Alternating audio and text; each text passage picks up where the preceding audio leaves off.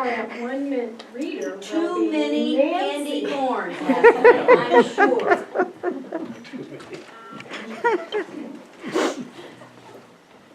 Too many of those make you drunk, you know. Watch out for that sugar.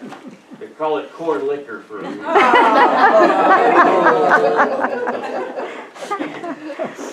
So this comes from our one-minute book, Living with Joy. When we find ourselves, no, we don't find ourselves.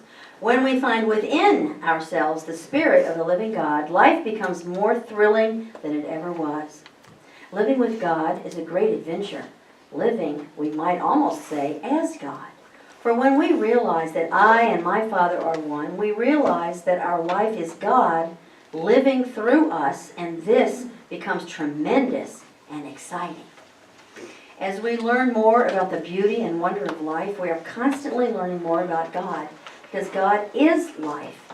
A poet has said, beauty is in the eye of the beholder. We have wondrous beauty to behold, if we will only look. When we see great beauty in nature or in art, or listen to heavenly music, we are experiencing God. Our life becomes a glorious orchestra of divine harmonies. Joy, too, is an essential part of life. If we are not enjoying life, it is not a real adventure for us. Joy is an inside job. Jean Ingelow's lovely statement is, joy is the grace we say to God. And in the silence of our own soul, we feel the joy of all life, for it is one with infinite good, with God. Often, when joy fills our hearts, God moves us to greatness and true nobility. No one will take your joy from you, and that's from John. And this comes to us from Grace Faust.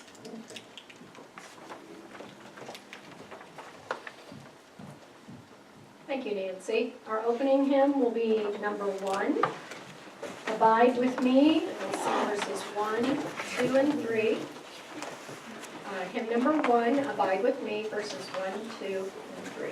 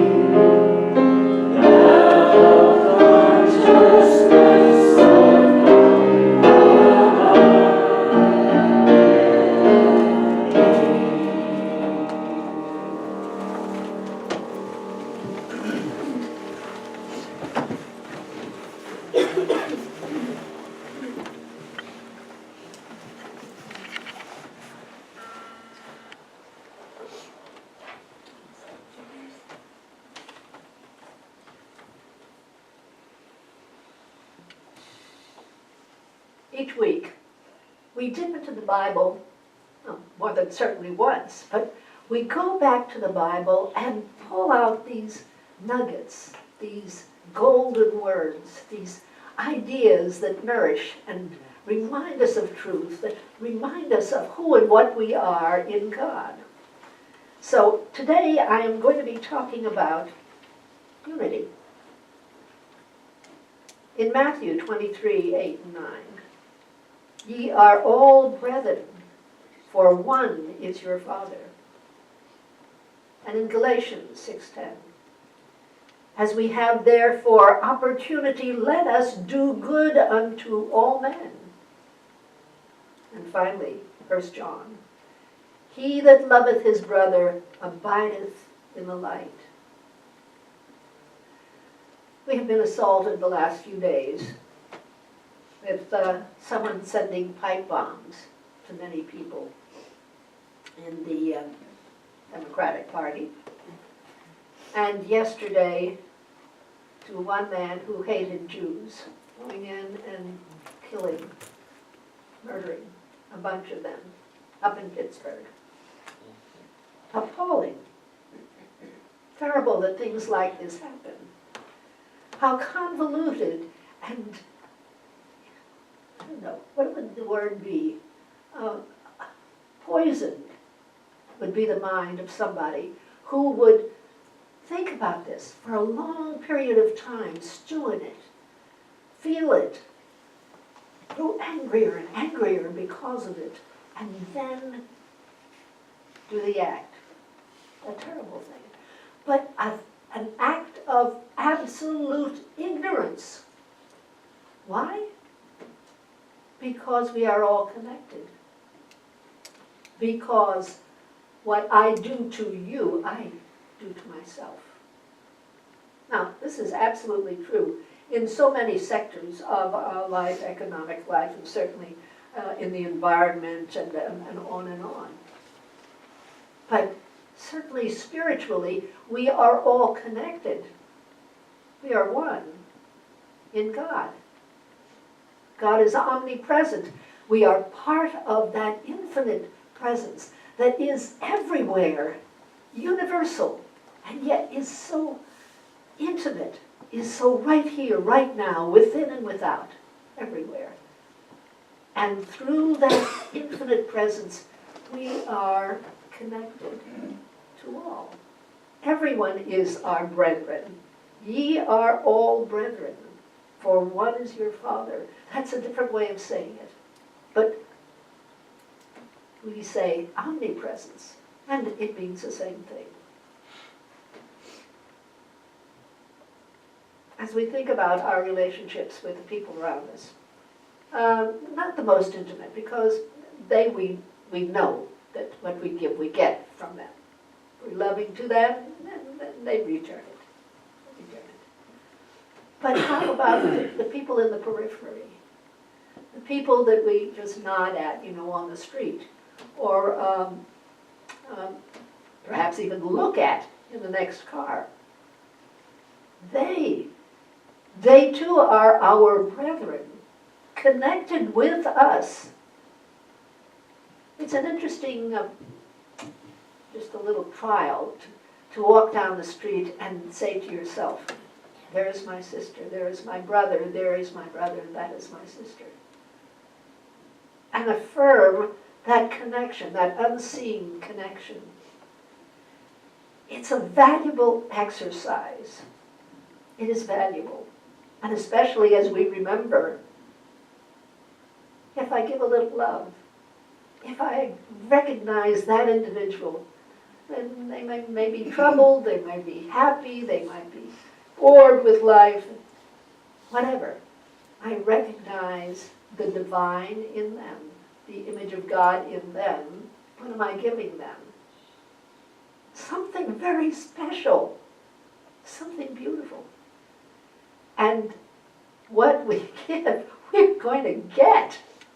We give it out, and it comes back to us, not from that person, but from someone else. Somewhere else, you will receive it back, because that is the way life works. We are all brethren. Tragedy, tragic that the two people who are in the news right now, along with a great deal of other negativity, those two men did not know that shining truth. We are all connected.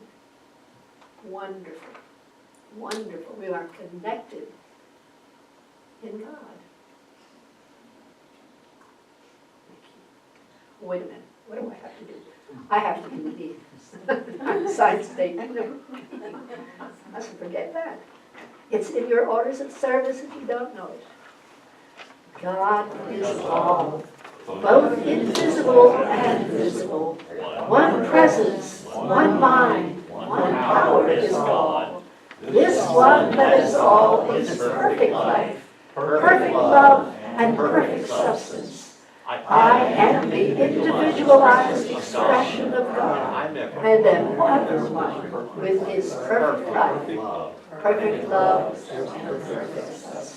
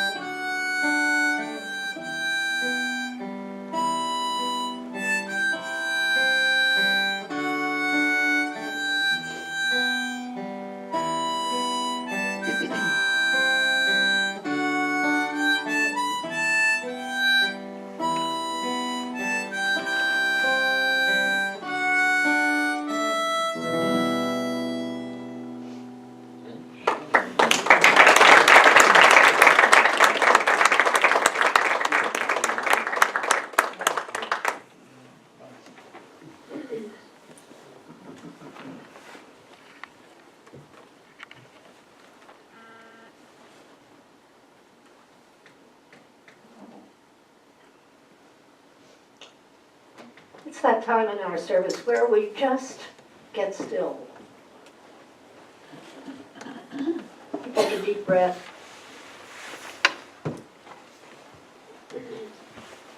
Our lives are so full and so busy.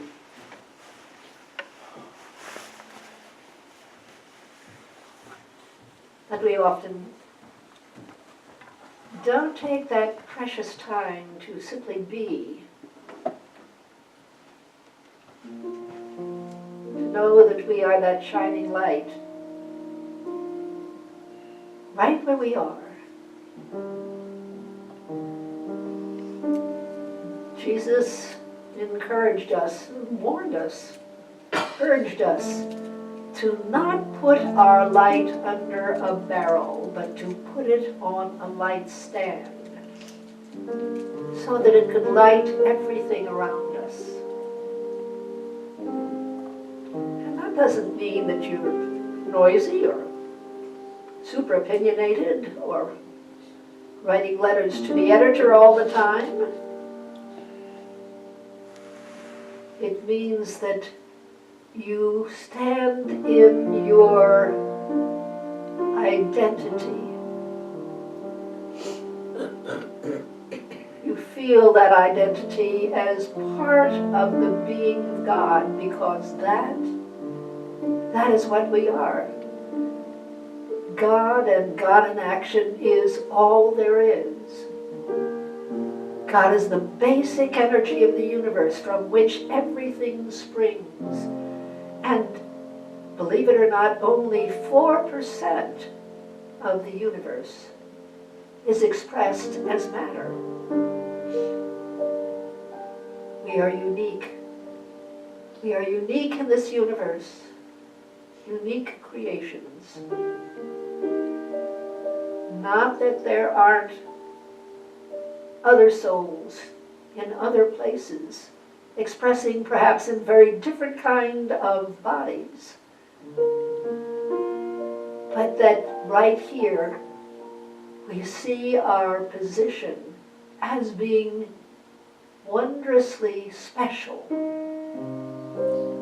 in God's eyes. Can we say that to ourselves silently? I'm special. I'm unique. I have a destiny. I have a goal. I have a role. And it is to shine forth what I am inside, the image of God. That can be expressed in so many different ways, very quiet ways, sometimes very out there ways. But as we know our intention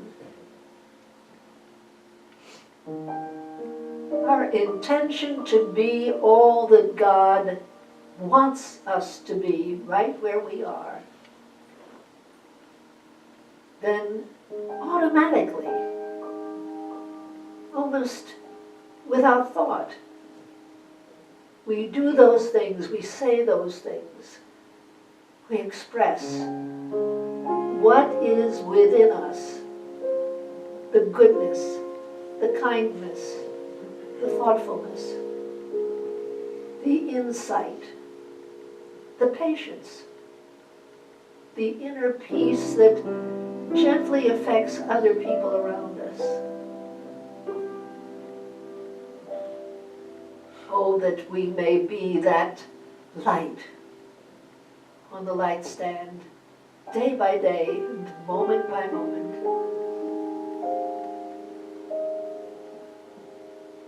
In the 90 seconds of silence that we're going to have, I invite you to make that your intention, that you shine forth in your own unique way, in your special place, to those around you,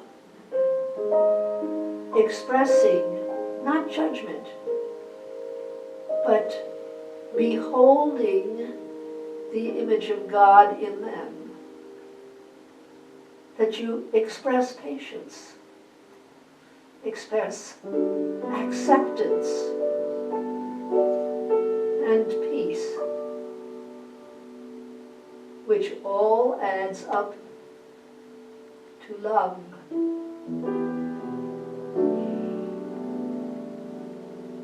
Shall we, moment by moment, ask God's help to do this, and for ways in which to express that inner sunshine, that inner blessing, that expression of God right where you are. Let us think of that right now.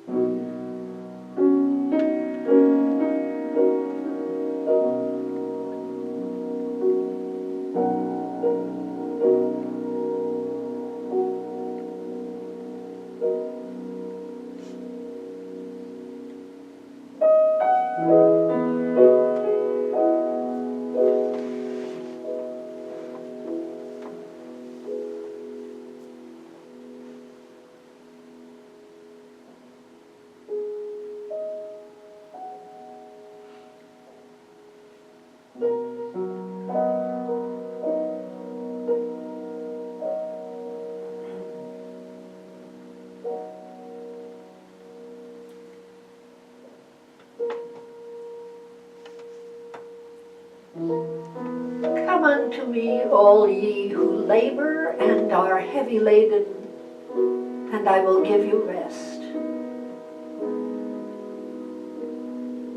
Sometimes we are heavy laden, and we can rest in God, but as we make our intention to be that light right where we are, then life itself begins to shine. It shines through our bodies and our minds, our faces, our conversations. It shines high and wide because it is on the lampstand of our intention. And all is better for its shining.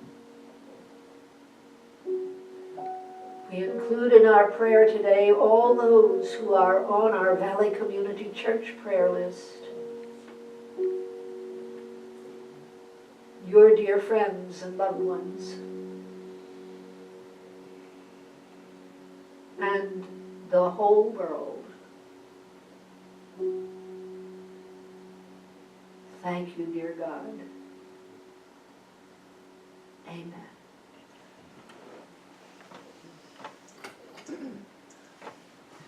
And now, shall we say the Lord's Prayer together? This is the affirmative version of the Lord's Prayer. Our Father, which art in heaven, hallowed is thy name.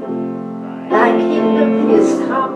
Thy will is done on earth as it is in heaven. Thou givest us this day our daily bread.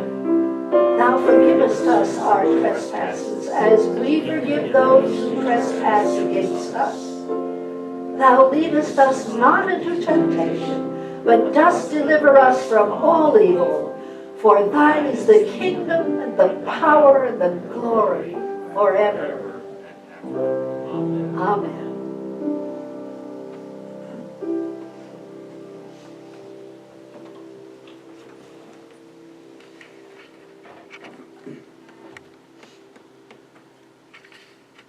Well, this morning I'm going to be talking about anxious? Not now. I read recently, to my amazement really, that some 44 million people in the United States suffer from anxiety. actually, it might be a lot more than that 44 million, because women are more apt to talk about things that are bothering them. While our culture seems to train men not to talk about things that bother them. Consequently, when they go to a doctor, a therapist, or something like that, many more women will report complaining about feelings of anxiety than men do. The truth might be very well that men process exactly the same anxieties as women do, but they don't talk about it. Keep it to themselves. But without any doubt, anxiety isn't an uncommon feeling, certainly in our society. 44 million in the United States. Can you imagine how many more there are outside of our country? So, what is anxiety? What's the definition? Well, it's a little hard to say in a way, because it can present itself in so many different ways that, well, it's almost hard to put down. But for the most part, it is a feeling of stress far out of proportion to an event or a thing. That's what stress is. Anxiety is almost always focused on the future. That's some negative thing that might happen. Anxiety also is the inability to put aside your worries. Just keep on worrying about health or finances or interpersonal relationships or what somebody might think of you or your work. And it goes on and on. And run the gamut, really. Anxiety can. From, just mild negative thinking to having a feeling of ongoing impending doom, or that you might be going crazy or losing control, and it can be a host of physical symptoms like trembling and sweating, panic attacks, heart palpitations, dizziness, muscle spasms, insomnia, headaches. It just goes on and on. Huge gamut of physical symptoms. Anxiety can become so bad that it's debilitating. You stay home all the time. I once counseled a member of our church who became panicked when she was in crowded rooms. And she worked at a hospital, and of course they had one of these large food courts, and she would go in there and she would have to sit with her back to a wall and eat her lunch as quickly as possible and get out of there, because the place made her so uncomfortable, so panicky. We worked together for a while, and it was resolved, thank goodness. But we also had another very well-loved member of our congregation who was totally terrorized by the sight of the tiniest little spider. Spiders were her thing. Now, those reactions are just a few of the various forms that anxiety can take. And I have to confess that I've found myself processing some of those thoughts. I have never lived alone until recently. I went from my mother's house and then my father's house, my father and stepmother's home, to living with my husband for more than 60 years. But after Eddie died, I suddenly found myself thinking, I'm all alone in this big house. What if somebody was to break in? Yeah. Did you catch that? What if someone is going to break in sometime down the road? A future-oriented fear. That's anxiety. Yeah, that had never crossed my mind before. He was there, and could he have done anything? No way. But it never crossed my mind that, that's something that could happen. I've been living in that house for more than 50 years. And nobody's ever broken in. It's a lovely neighborhood. But see, logic wasn't working too well about that time, so I went out and did something about it. I got one of those ADT security systems and got it installed. They are not inexpensive. But there are ADT signs in the front of the house and in the back of the house and on every single window and door in the house. All those stickers and signs. So that cured it all, right? I began wondering if someone might have the technology to interfere with the electronics and turn it all off some dark night. Now, it didn't take copious amounts of mental time, no. But the thoughts kept coming back periodically, and it occurred to me, finally, that I needed to do something about this. I needed to do something mentally, and I needed to do something spiritually. I couldn't ignore it, because you ignore it, it just gets worse. So I finally came to my senses and started working on what it was, which is a spiritual opportunity. Now, for some people, anxiety has been part of their lives since they were teenagers, or even before. There happens with some children. They've always felt unsafe. Now, perhaps there was mental, physical, or emotional abuse in the childhood, sometimes anxiety or panic attacks, or perhaps even a host, that all those symptoms that I talked about a little while ago. Sometimes that comes up after some kind of major trauma. Not drama, but trauma. Physical trauma, emotional trauma, perhaps the death of a loved one, some kind of physical emergency. Sometimes this is what results. So anxiety can be triggered by so many different things. It's estimated we have something like 70,000 thoughts a day. And believe me, everybody has some anxious thoughts.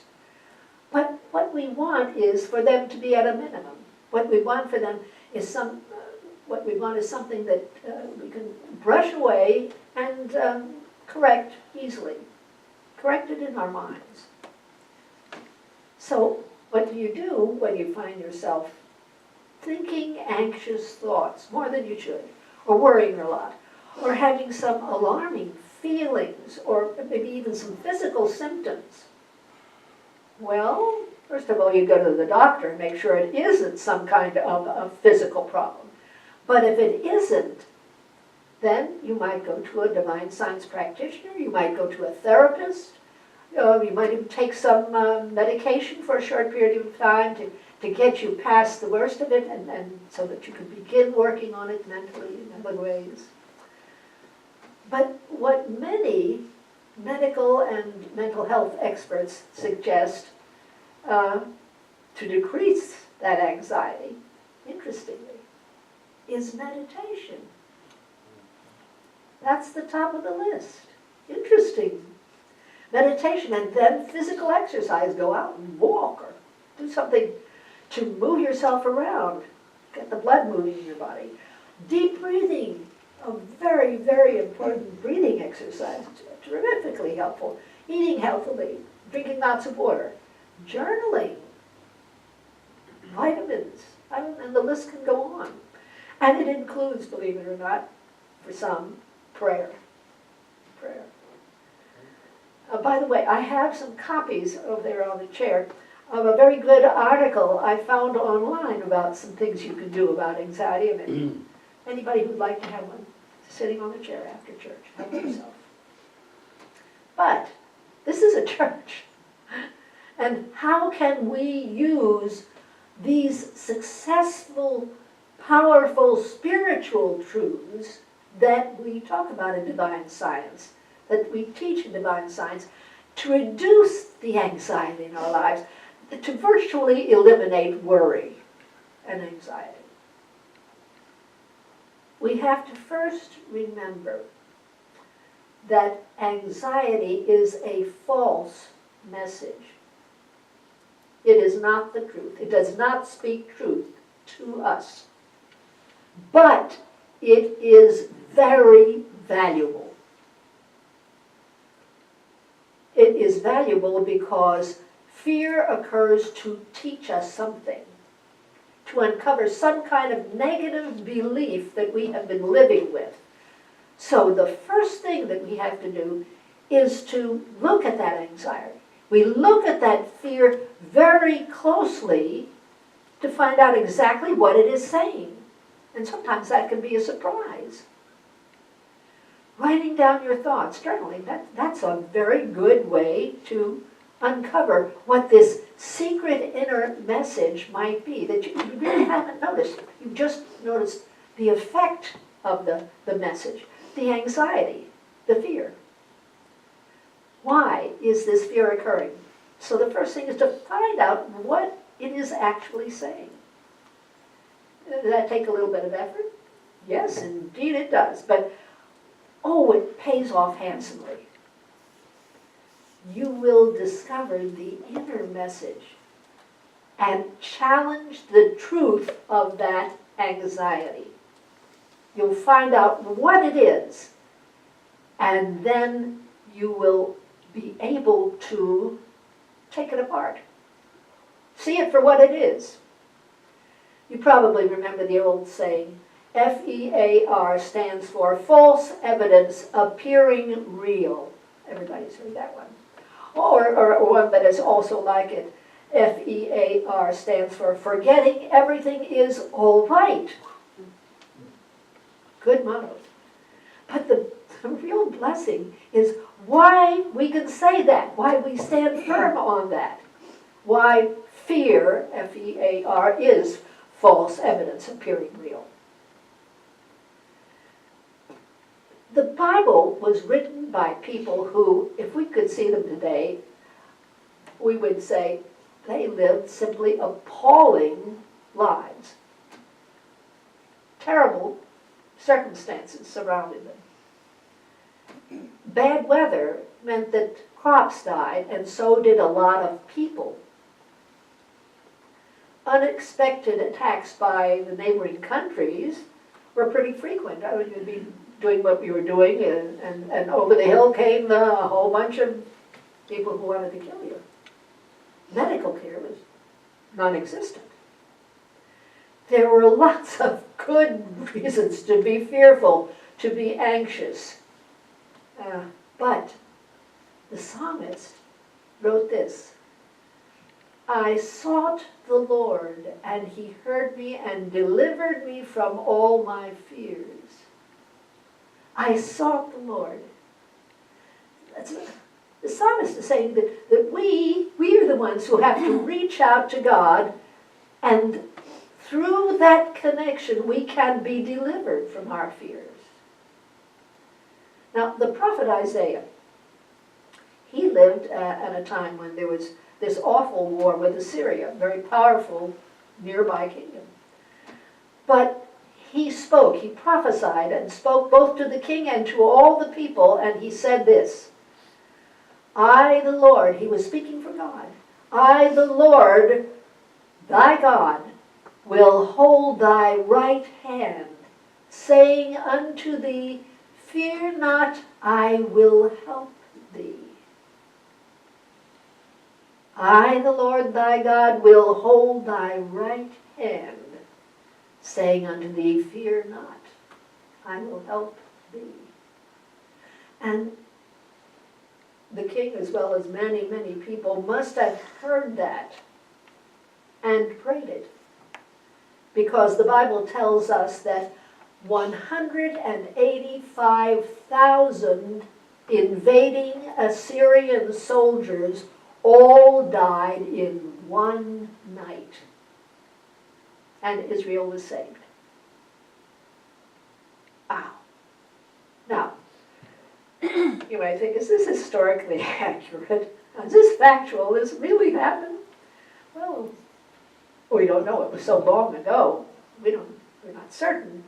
But we do know that the Assyrian forces retreated and they never attacked Israel again.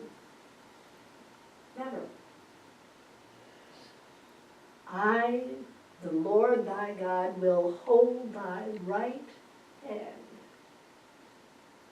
That's a wonderful affirmation. It's mentally and emotionally supportive. I, the Lord thy God, will hold thy right hand.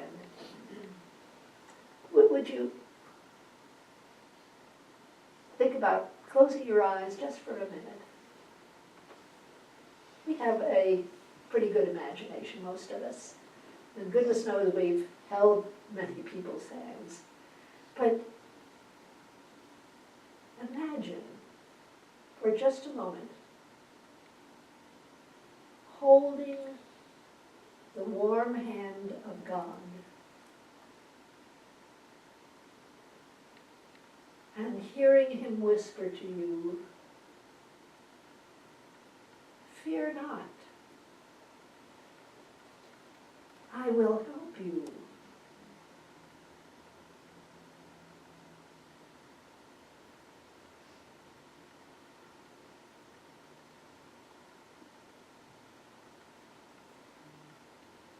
If we have a pretty vivid imagination, or if we even don't have,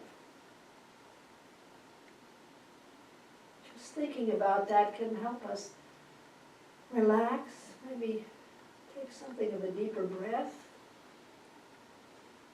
and find a feeling of peace and comfort within us. Well, thank you, I appreciate it. You're opening your eyes now. But is there any place for anxiety when we have that sense of holding on to God's hand?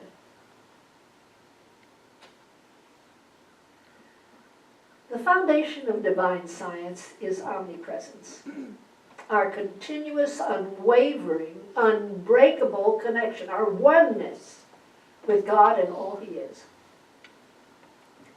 But God never intrudes.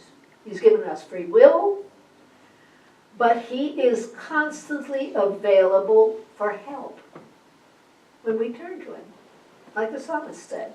Now, Paul tells us that God has not given us the spirit of fear, but of power and of love and of a sound mind. And goodness knows, Paul faced many fearful situations.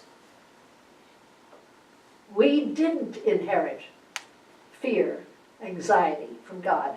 We inherited only His image and likeness. And in that image and likeness, there is only power and love and truth and abundance and wisdom and joy and all good and every positive thing that you can think of. There's no fear, certainly.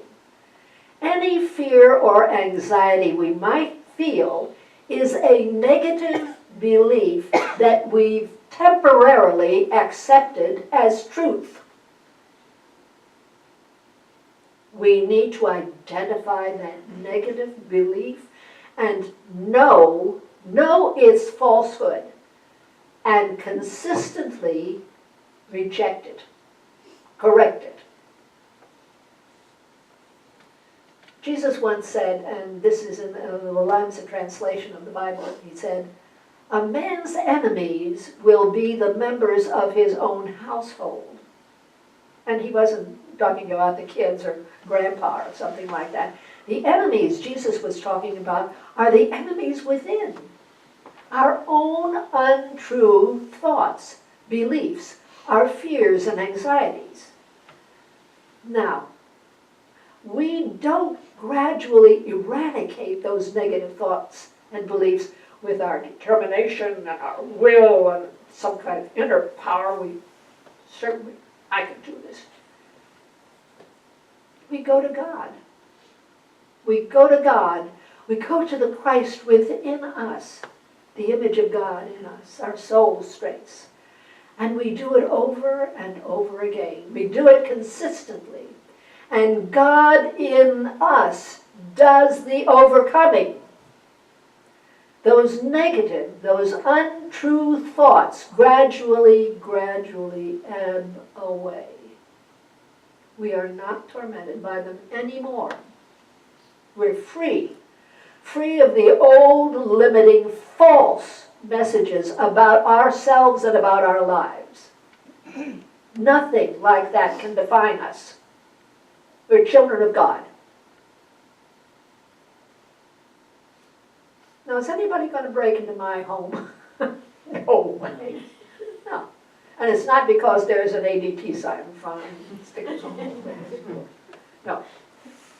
God's presence, God's love, God's safety and peace fill my home and your home.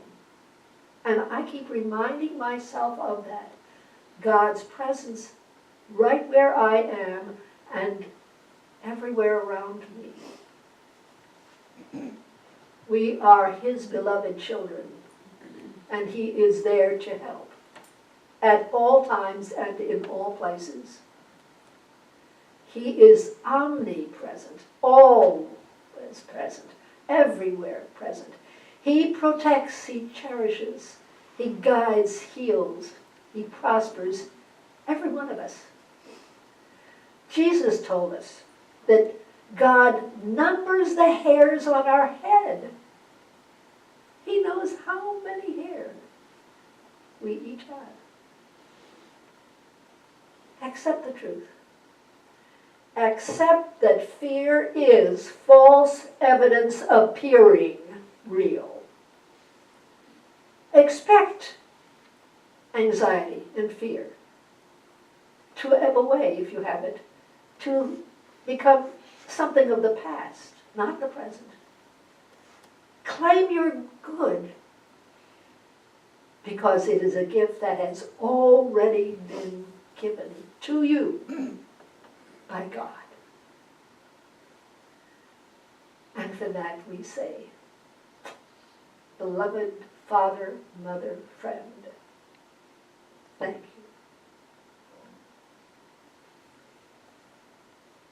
Shall we go within? We go within and know that where I am is light and love and safety and peace. Right where I am is opportunity and creativity. There is newness right where I am. There is love, given and received.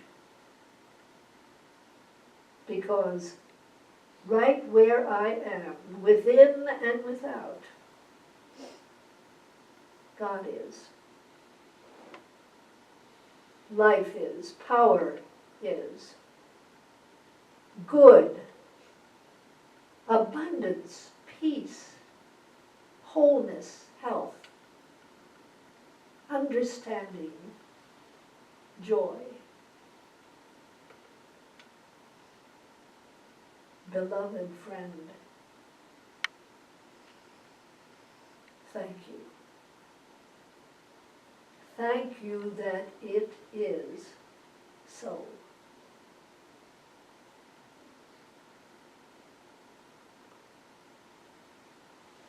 Amen.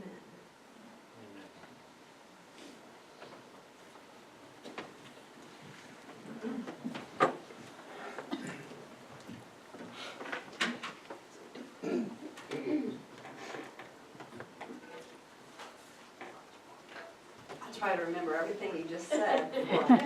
I share this before Randy and I share this. This song is called "We Can Fly." It's my daughter Molly's one of her favorite songs. Some of you may or may not know that Dano and I lost Molly January 1st of this year under very tragic circumstances. But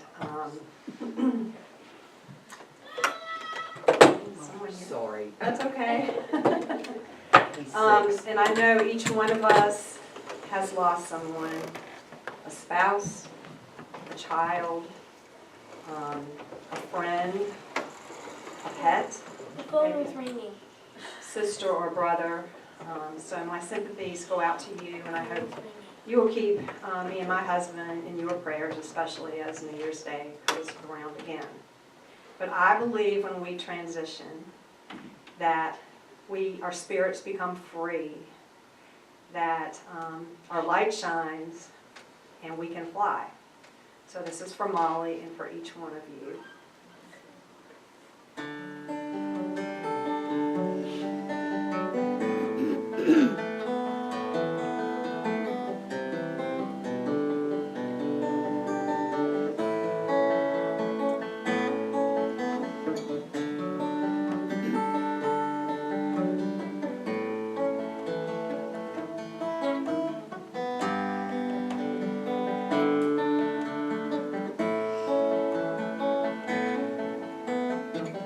Round mountains sleep under blankets of clouds hanging down from the sky. White fireflies dance in the darkness, in tune to the stars in your eyes. Green grasses swirl in the moonlight, alive in the soft, gentle breeze. Gray smoke rings spiral into the night, and smiling we sink to our knees. Don't you know we can fly? Don't you know we can fly? Blue shadows wait in the darkness to paint over every moon's ray. Black raven grins, knowing who will win, and helps chase those blues away. Warm touches flow from the peacefulness of knowing that we're not alone. Here in the woods we have found ourselves, and it's good to know that we're home. Don't you know we can fly? Don't you know we can fly? Don't you know we can fly? Don't you know we can fly?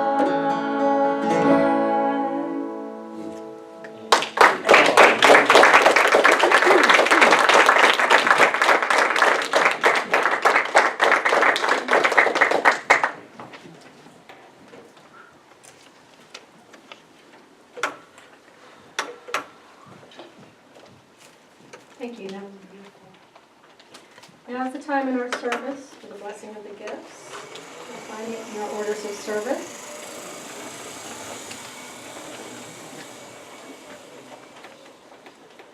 Let's say together.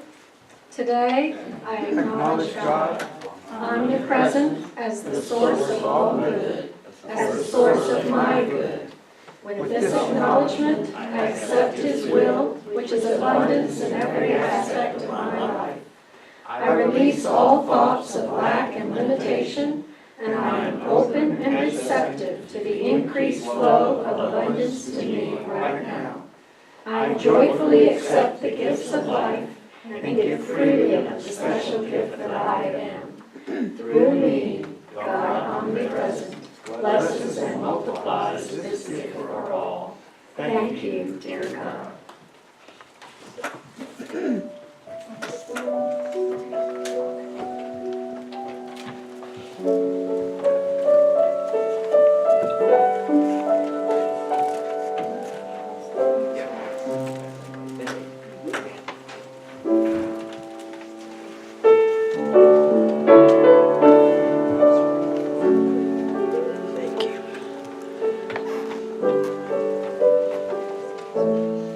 You take one of the little slips of paper and hold that person in the light for this week, blessing you as well as them.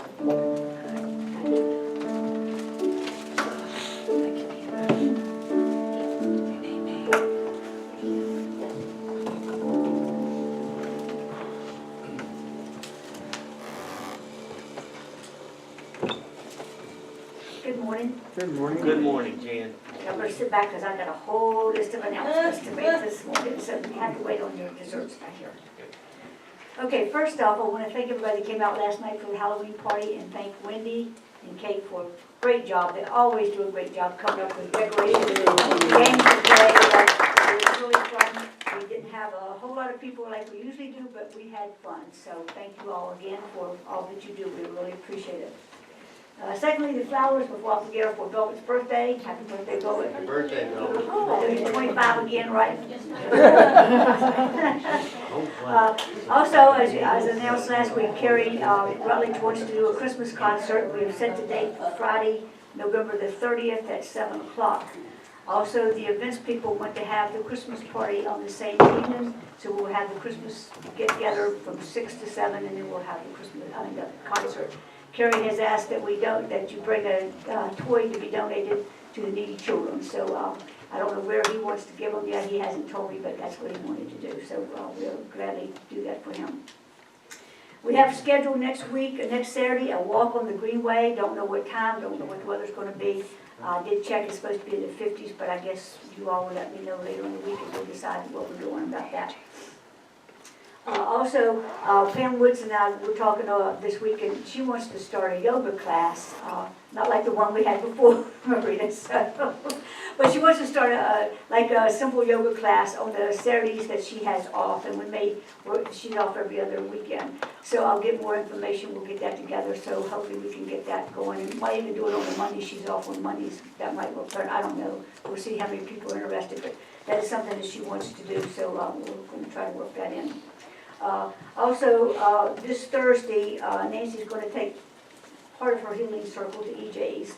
EJ can accommodate 5 people in her apartment, so Nancy's going and I'm going if there's 2 or 3 other people. 2 o'clock, yes, we're going at 2 o'clock. So if anybody can go with us, we would greatly appreciate that, and EJ would also. So something that we wanted to do to help her.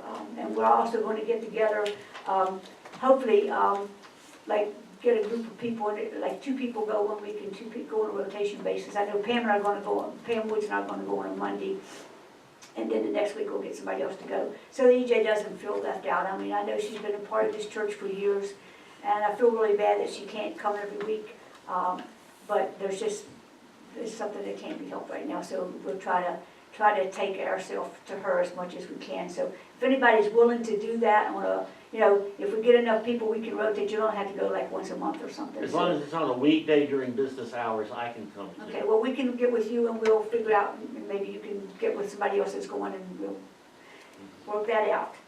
Okay, let's see, I'm only halfway there. Okay, for third, for whatever. Most of you know, Melody had a stroke this week, and we're so glad that she's back today. But anyhow, she does have some side issues. She's going to have to be going to the doctor and the therapy. She cannot drive for 6 weeks. So if anybody can help her out when we know when she has an appointment, we would greatly appreciate it. I can only do it in the afternoons when I'm off from work, and some days I can't do that. But anybody that can help her, get with her and give her your phone number or whatever, let her know you're available so that you can help her. Don't know when she's going to be able to go back to work. Maybe they'll tell her tomorrow, but I have a feeling this not going to be anytime soon. Anyhow, I have a feeling it will be. you need to take care of yourself. So, you're talking to the wrong person. Also, Melanie and Jane both are going to be moving. Melanie's moving sometime in November, Jane's moving in December, right? And so, they've asked for some help. I don't know what kind of help they need yet, but I know that we can only do so much. We can't move furniture like we have done in the past. We're getting a little too, some of us are getting a little too old for that. I'm speaking to you all, not me. I'm just My kidding. ability to But- take care of it. But yes, they do need some help, brother. No, but we'll get with you closer to the time and see what you need, and we'll try to help you out as much as we can. Also, this week, Halloween is on Wednesday night, so we have decided to have the coffee house at Mill Mountain and Maurita's class will be on Tuesday night instead of Wednesday night. We switched it for this 1 week because of Halloween. At the same time, her class is still at 5, coffee is still at 6:30. I made the announcement yesterday about Christmas for the poinsettias. We're doing something different this year. We're going to get the small poinsettias. They're like $3 a piece, and we're going to get with the League of Older Americans and take it to the people that get Meals on Wheels. So I need to know this week so we can send the order in. I have a sign-up sheet. I'm not going to pass it around, but I'm going to leave it up here so you can sign up if you want to do that. We've got, like I said, they're $3 a piece, but I do need to get the order in this week. But if you want a bigger one for yourself, we can still order those also. We're just not going to do them for the church as we used to because, as I said last week, a lot of times people buy them, they don't take them home. Then they lay here and die, and I don't like to see that happening. So, that's just not right. So, anyhow, hopefully that this will work out better. Also, let's see, the baklava class is coming up also. I've got a sign-up sheet for that if anybody's interested in that. And we need to know probably this week because Lisa needs to know how many people are going to be here for that. And the cost of that's $30. It's on Saturday, November I think it's the 10th or the 11th, whatever that Saturday is. I think it's the 10th. But anyhow, it's that Saturday in November. I think it's the second Saturday in November. Got the date over there, and it's going to be like at 10 o'clock in the morning. Next Saturday night, set your clocks back an hour.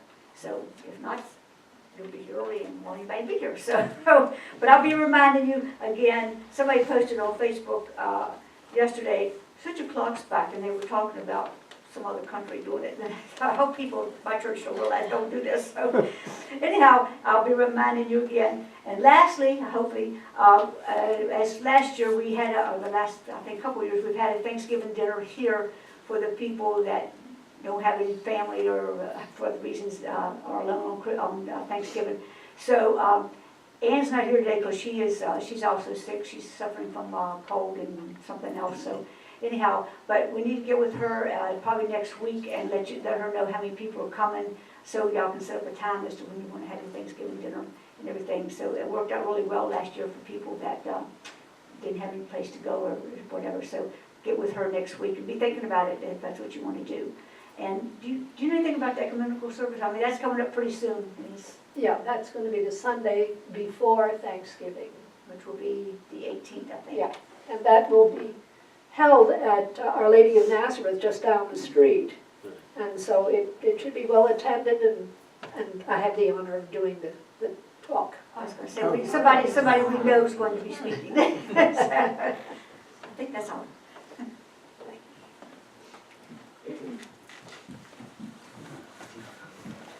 Guys get all that? Anybody take notes? Our final hymn will be number 59, Sweet Hour of Prayer, it'll be verses 1 and 2. Hymn number 59, Sweet Hour of Prayer. Now, we could do that, or we could do number 41. Simple gifts. We did 41. together. Hymn number 41, Simple Gifts verses. Okay, well, Simple gifts up right here. Only one verse. Number 41. Number 41, Simple Gifts. Thank you.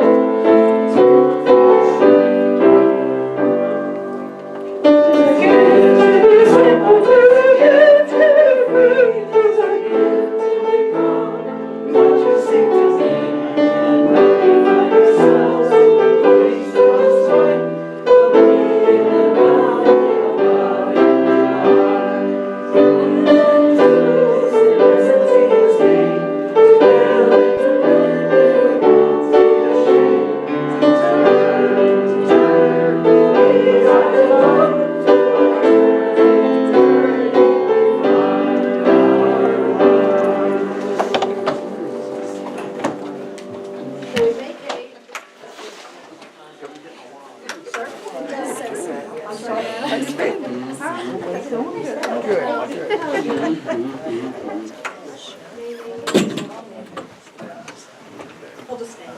It's got to go. Stay back here. Oh, we're not back. You can. Going to center. You healing love. Get back. There you go. All right. Very good, And Bernie. we are a There you go, circle, Bob. holding hands. But let's think that we are also holding the hand of God. And He's saying to us, whispering so softly, I'm here to help you. I will help. And at that we take a deep breath and accept the help. The help that is so lovingly present. Whether the problem might be a physical one, or mental, or emotional, financial, it matters not. God reigns, and all is well. Thank you that it is so, beloved Father, Mother, friend. Amen. Amen. Amen.